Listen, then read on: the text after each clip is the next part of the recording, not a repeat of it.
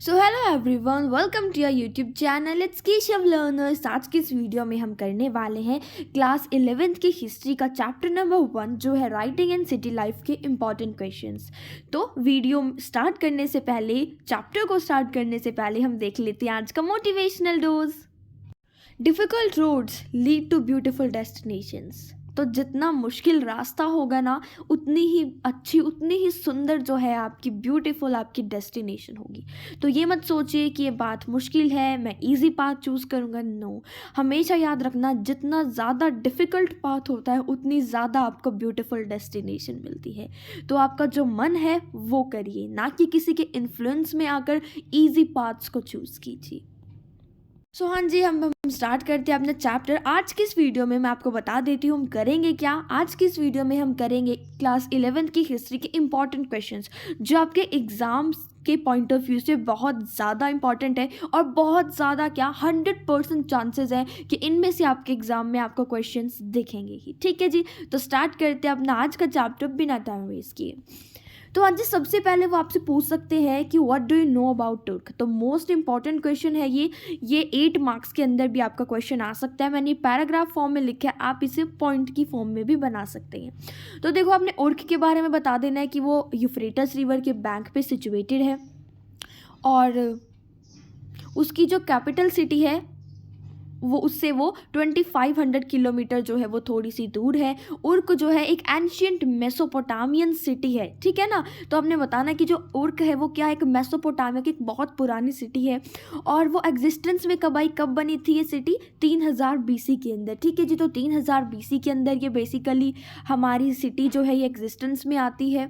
उसके बाद कितने एरिया के अंदर है, आप ये बता सकते हो कि 250 हेक्टर्स में जो है ये उर्क सिटी जो है वो फैली हुई थी। उसके बाद आप क्या बता सकते हो कि ये क्या है, ये जो हमारी इंडस वैली सिविलाइजेशन थी उससे भी ज़्यादा ट्वाइस, यानी कि इंडस वैली सिविलाइजेशन का सपोज कर लेते हैं हम, जो एरिया था, जितना वो एरिया कवर करती थी वो था x। ठीक है, अब इसका उर्क का जो एरिया है वो कितना है, 2x, यानी कि जो मेसोपोटामिया का एरिया है उसका 2 गुना।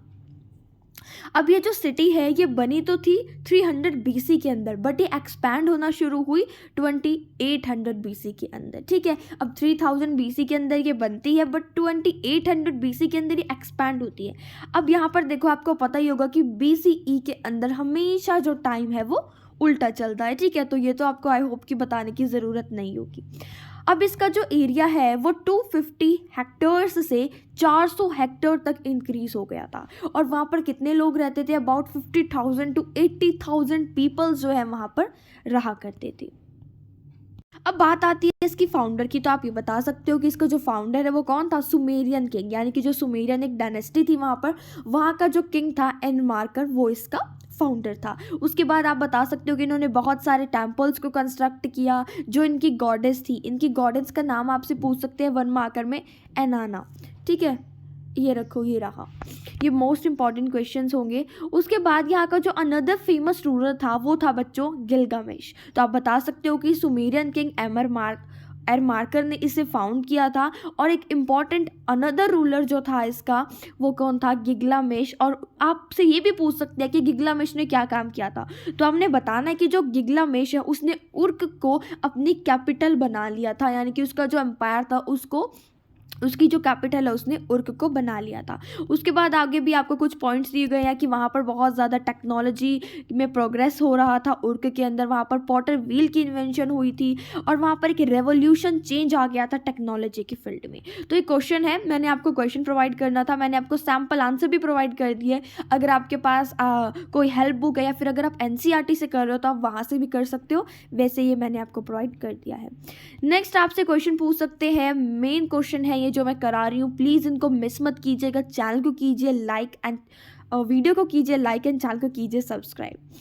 तो देखो, आपसे पूछ सकते हैं कि जो बेबीलोन सिटी है उसके फीचर्स क्या हैं। तो ये देखो, कुछ उसके फीचर्स लिखे गए हैं, आप देख सकते हो ना कि जो सिटी है बेबीलोन की, उसने जो एक बहुत ज़्यादा आउटस्टैंडिंग रोल उसने प्ले किया था जो मेसोपोटामिया की हिस्ट्री है उसमें। ठीक है, वहाँ का जो रूलर था वो कौन था, अकाडियन जो डायनेस्टी थी हमारी। ठीक है, अकाडियन डायनेस्टी थी वहाँ पर, उसका जो रूलर था वहाँ पर सरगन रूल कर रहा था और इतने टाइम तक उसने वहाँ पर रूल किया था। और जो बेसिकली हमारी बेबीलोन सिटी थी, ये कहाँ पर सिचुएटेड थी? ये टिग्रिस रिवर की नॉर्थ वेस्ट बैंक पे जो है ये सिचुएटेड थी। उसके बाद आपके पास मैंने इसमें बहुत सारे फीचर्स इसके ऐड कर दिया, ये आप खुद पढ़ सकते हो। ठीक है जी। नेक्स्ट है आपके पास आता है describe the nature of early urban society under Mesopotamia. तो अब हमें बताना है कि जो मेसोपोटामिया के कुछ फीचर्स क्या थे। ठीक है, अर्बन जो सोसाइटी थी, अब अर्बन सोसाइटी का मतलब सबको पता होता है कि जो सिटी लाइफ होती है उसके हमें कुछ फीचर्स दिखाने हैं। तो देखो वहाँ पर जो अर्बन सोसाइटी थी वो 3 क्लासेस के अंदर डिवाइडेड थी। सबसे पहला तो था हमारा फर्स्ट क्लास ग्रुप जो था मोनार्क। मोनार्क का मतलब क्या होता है? यानी कि किंग। किंग के बाद आते थे हमारे जो प्रिस्ट यानी कि जो पुजारी होते थे, उसके बाद ऑफिशियल्स जो ऑफिसर्स वगैरह होते थे, फिर रिच मर्चेंट्स, बिजनेसमैन, और लास्ट में आते थे हमारे कहीं जाके पीजेंट्स, और उसके बाद आते थे बहुत सारे आगे जो वर्कर्स होते थे। तो देखो फर्स्ट क्लास जो है merchants, Kings, peasants. Second class में आते थे हमारे जो स्मॉल स्केल के मर्चेंट्स होते थे, आर्टिशियंस होते थे। ठीक है, और उसके बाद यहाँ पर कौन आते थे? स्टेट ऑफिशियल्स भी सेकंड क्लास के अंदर आते थे, और high class officials first class के अंदर आते थे। तो अगर आपको क्वेश्चन नहीं देखना ना, ये देखो यहाँ से ये इतना भी अगर आप डायग्राम बना के लिख आओगे और फिर इसको आप 1 2 3 इस तरह से पॉइंट बना के भी लिख दोगे ना, you will get full marks in your exam. ठीक है जी। और उसके बाद थर्ड क्लास में क्या था? लोएस्ट स्ट्राटा, यानी कि जो लोएस्ट कास्ट के लोग थे।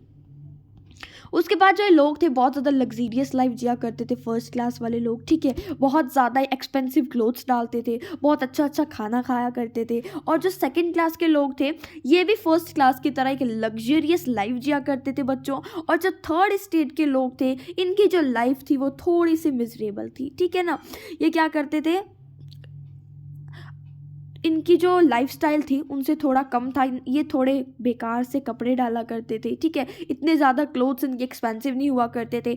और जो देखो फर्स्ट और जो सेकंड क्लास है उसकी जो डेड बॉडीज़ थी वो भी जो है प्रीशियस आइटम्स के साथ बुरी की जाती थी, जैसे गोल्ड शेल्स हो गए, आउटर शेल्स हो गए, लैपिस लोलिस हो गए। ठीक है, लैपिस लोजिल, इसके साथ जो है उसे बरी किया जाता था। ठीक है जी। तो 3 क्वेश्चन मैंने आपको बता दिए हैं, ओर्क के बारे में, बेबीलोन के बारे में, और आपको सोसाइटी के बारे में पूछ सकते हैं। ये मैंने आपको जस्ट सैम्पल आंसर्स प्रोवाइड किए कि आप ये लिख सकते हो। अब ऐसे क्वेश्चन मेन है, ठीक है, आंसर तो आप खुद भी फ्रेम कर लोगे।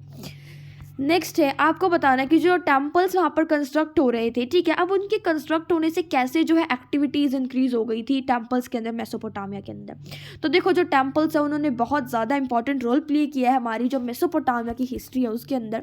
वो क्या करते थे? टेम्पल्स को कंस्ट्रक्ट करते थे। ठीक है, और क्या करते थे? उसे डेडिकेट किया करते थे। जो गॉड्स और गॉडेसेस होती थी उनको उसे डेडिकेट किया करते थे।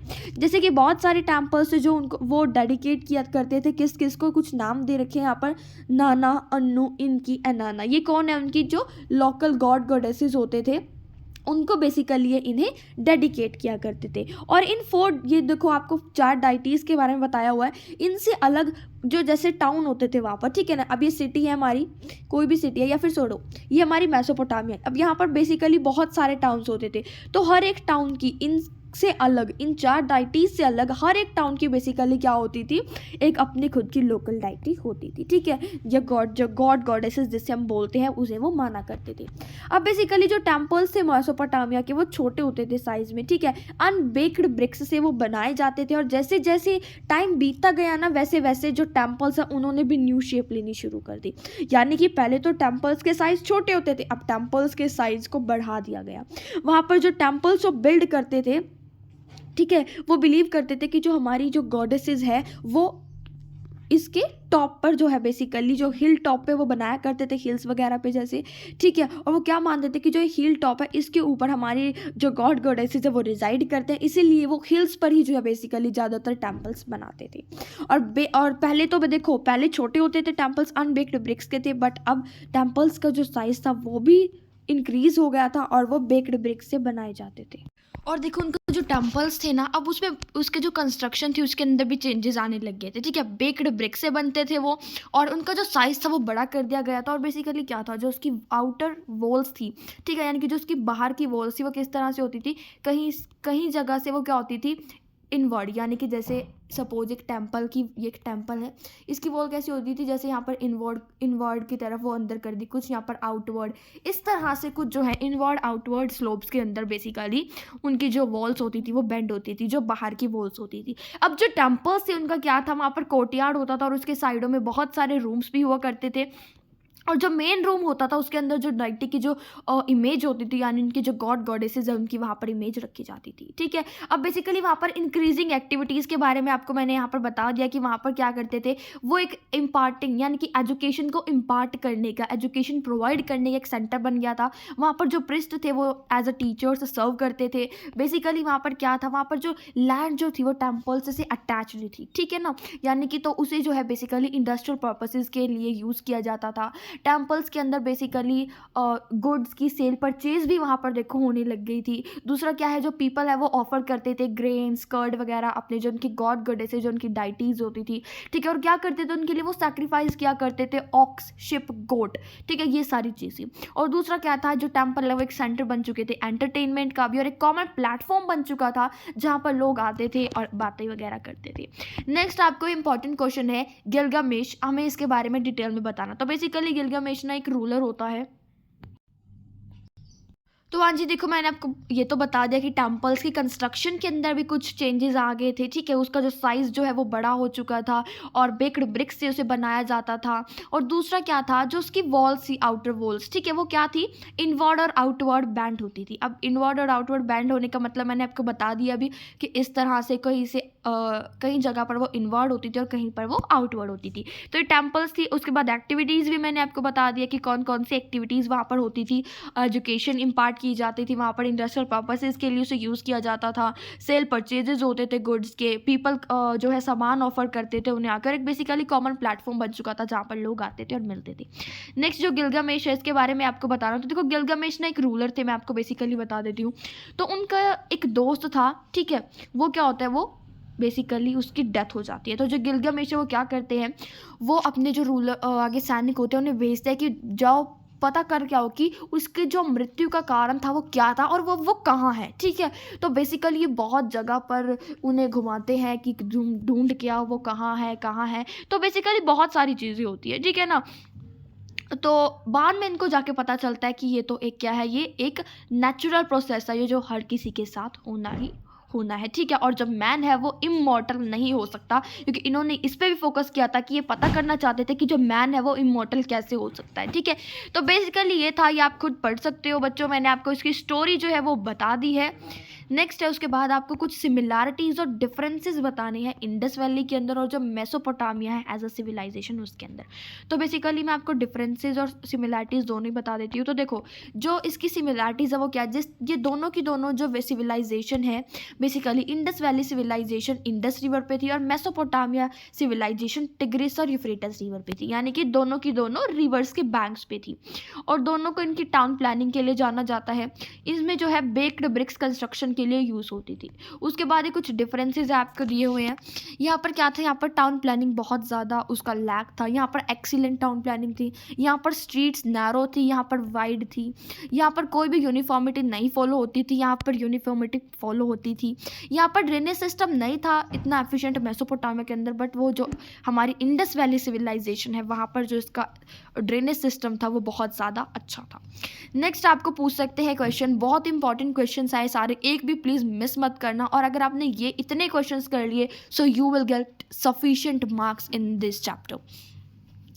तो देखो हमें बताना है जो किंग जिम्रिलिम है उसका जो पैलेस है मारी, ठीक है, मारी के अंदर जो उसका पैलेस है उसके बारे में बताना। तो देखो जो पैलेस था मारी का वो बहुत ज़्यादा एक रॉयल रेजिडेंस की तरह दिखता था, वो एक हब भी था एडमिनिस्ट्रेशन का, यहाँ पर वहाँ पर एडमिनिस्ट्रेशन से रिलेटेड वर्क्स हुआ करते थे। और वो क्या था, एक सेंटर था ब्यूटीफुल ऑर्नामेंट्स का, यानी कि यहाँ पर बहुत सारे ब्यूटीफुल ऑर्नामेंट्स भी वहाँ पर थे। उसके बाद ये बहुत ज़्यादा फेमस पैलेस था उस टाइम का। बहुत सारे जो किंग्स थे नॉर्थ सीरिया से वो आते थे, इसे देखने के लिए आते थे। और जो किंग था वो बेसिकली वहाँ पर बैठते थे सभी गेस्ट के साथ, उन्हें खाना वाना ऑफर किया करते थे। बेसिकली वहाँ पर जो फॉरेन से जो लोग आते थे, फॉरेन डेलीगेट्स होते थे, उनसे जो है जो किंग था 132 रूम्स के अंदर मिलता था, ठीक है ना। तो आप देख सकते हो कि कितना बड़ा वो है बेसिकली पैलेस होगा। और इसके 1-2 पॉइंट्स इसमें मैंने लिखे हुए हैं, आप वो खुद रीड कर सकते हो, because these are the sample answers. उसके बाद ये इंपॉर्टेंट क्वेश्चन है बहुत ज़्यादा, ये पक्का आएगा आपके एग्जाम में कि क्या क्लैशेस थे एनिमल हर्डर्स और फार्मर्स जो थे मारी के उसके बीच के अंदर। तो देखो बेसिकली ये उनकी क्लैशेस के बारे में बताया हुआ है कि जो 1 सेकेंड कि उनके बीच में क्या डिस्प्यूट्स होते थे बेसिकली। तो देखो एनिमल हर्डर्स और जो फार्मर्स होते थे, कई बारी जैसे फार्मर्स ने अपनी जो है क्रॉप उगाई हुई है और क्या करते थे एनिमल हर्डर्स आ जाते थे, अपनी जो उनकी भेड़ बकरियां होती थी उसे उनके खेतों के अंदर लेकर वो चले जाते थे, जिसकी वजह से जो उनकी जो क्रॉप्स है वो बेसिकली ख़राब हो जाती थी, वो उन्हें खा लेते थे या कुछ भी उसे वो हार्म पहुंचाते थे। तो जिसकी वजह से मेन रीज़न था कि वहाँ पर बेसिकली उनका डिस्प्यूट होता था। और दूसरा क्या था, जो फार्मर्स थे वो इनके जो बेसिकली इनकी गॉड्स वगैरह होती थी उनको वो इन्वेड यानी कि उन पर वो कब्जा कर लेते थे। तो ये बेसिकली आपका ये क्वेश्चन था, आप इसे खुद पढ़ सकते हो, मैंने आपको समझा तो दिया ही है। अब basically how did the amalgamation of different caste and communities give birth to a new civilization. तो देखो अलग अलग जो डिफरेंट कास्ट कम्युनिटीज़ थी उसकी वजह से एक नई सिविलाइजेशन का बर्थ कैसे हुआ, ठीक है, बोर्न कैसे हुई वो। तो बेसिकली यहाँ पर एक मारी के बारे में आपको बता रखा है, ठीक है, और उसके बारे में आपको बताया कि एक इम्पॉर्टेंट सिटी थी मेसोपोटामिया की और बहुत ज़्यादा इसने ये अपने पीक पे थी 2000 BC के अंदर। और जो एमोरिटेड डायनेस्टी थी उसने इसको अपनी कैपिटल भी डिक्लेयर कर लिया था, बट ये डिस्ट्रॉय हो चुकी थी हामुरुबी इन्वेंशन के अंदर इन 1759। ये यहाँ से आपके 1 मार्कर क्वेश्चंस बन सकते हैं, ठीक है, तो ये भी इंपॉर्टेंट है लाइन। उसके बाद जो पीपल थे वहाँ पर कौन कौन रहते थे, एग्रीकल्चरिस्ट रहते थे, पेस्टरलिस्ट रहते थे और जो वो बिलोंग करते थे डिफरेंट कम्युनिटीज़ से, ठीक है ना। कोई था कार्डियन कम्युनिटी का, कोई था मॉरिटी कम्युनिटी का, कोई एसारियन का, तो कोई एमोरियन का। तो बेसिकली क्या करते थे, जो अब देखो वहाँ पर क्या होता था, जो एमोरिटी कम्युनिटी है उसकी डिफरेंट ड्रेस कोड होती थी और सारी की सारी जो कम्युनिटीज़ थी उनकी डिफरेंट ड्रेस कोड्स होती थी, ठीक है, जिसकी वजह से एक न्यू सिविलाइजेशन जो वो मारी के अंदर उसका बर्थ हुआ। वहाँ पर क्यों, वहाँ पर डिफरेंट लोग थे, डिफरेंट कम्युनिटीज़ के, वो डिफरेंट अपने रूल्स थे उनके, डिफरेंट वो कपड़े पहना करते थे, जिसकी वजह से कहा गया कि एक न्यू सिविलाइजेशन का बॉर्न हुआ। अब देखो क्या है, the script of Mesopotamia help the historians to throw light on this ancient civilisation. तो स्क्रिप्ट से किस तरह पता चलता, तो देखो जो स्क्रिप्ट थी ना वो बहुत ज़्यादा हेल्पफुल थी उस टाइम पे इनके बारे में पता लगाने के लिए। और बेसिकली जो अर्लीस्ट लैंग्वेज इनको पता थी मेसोपोटामिया वालों को वो सुमेरियन थी। और उसके बाद अमेरामिक लैंग्वेज के बारे में हमें देखने को मिलता है, जैसे हमें स्क्रिप्ट से पता जो हमारे इंस्क्रिप्शंस है उनसे हमें पता चलता है। और स्क्रिप्ट जो है इनकी स्क्रिप्ट अलग अलग थी, सबसे पहले इनकी लैंग्वेज थी सुमेरियन, उसके बाद अरामिक लैंग्वेज आ गई, उसके बाद इन्होंने जो है उसी में ही बहुत दिनों तक इन्होंने काम किया। और बेसिकली क्या करते थे, ये एक सपोज करो हम कोई भी वर्ड लिख रहे हैं, ठीक है ना, जैसे आप साइंस में लेते हो बल्ब, तो हम बल्ब के लिए ये सिंबल बना देते हैं इस तरह से कुछ, बट ये क्या करते थे इनके टाइम पे बी के लिए स्पेसिफिक सिंबल होता था, यू के लिए स्पेसिफिक सिंबल होता था। तो इस तरह से इनकी जो एक स्क्रिप्ट थी वो बहुत ज़्यादा सिंबल से ही भरी हुई थी। और एक और क्वेश्चन मैं आपको बता देती हूँ, एक इसके अंदर मोस्ट इंपॉर्टेंट क्वेश्चन है वो गलती से रह गया, सील्स का और सीलिंग्स का, ठीक है, कि क्या रोल था सीलिंग्स का ट्रेड के अंदर, ठीक है जी। और अगर आपको चैप्टर जो है पसंद आया और इसके इंपॉर्टेंट क्वेश्चंस पसंद आए तो प्लीज़ आप कमेंट सेक्शन में अगर आपको और चैप्टर्स के भी इंपॉर्टेंट क्वेश्चंस चाहिए for your final board examination, because these are more enough है, बहुत ज़्यादा ये आपके लिए, ठीक है। अगर आपको अच्छे मार्क्स जो है अपने बोर्ड एग्जाम आपके तो बोर्ड एग्जाम्स नहीं है, फाइनल पेपरों के अंदर अगर आपने अपने अच्छे मार्क्स स्कोर करने हैं, सो दीज आर इनफ। तो प्लीज़ कमेंट सेक्शन में आप नेक्स्ट चैप्टर लिखिए अगर आपको नेक्स्ट चैप्टर के क्वेश्चंस भी चाहिए। तो मिलते हैं नेक्स्ट वीडियो में, तब तक के लिए stay tuned with the channel. Thank you so much, bye bye.